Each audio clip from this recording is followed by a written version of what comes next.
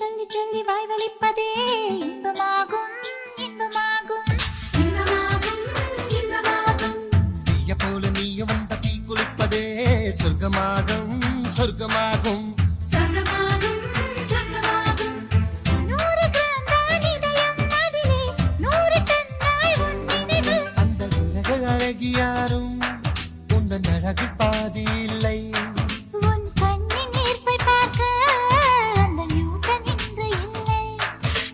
நதியே அடிநெல் நதியே நனைந்தேன் உன் அழகினிலே.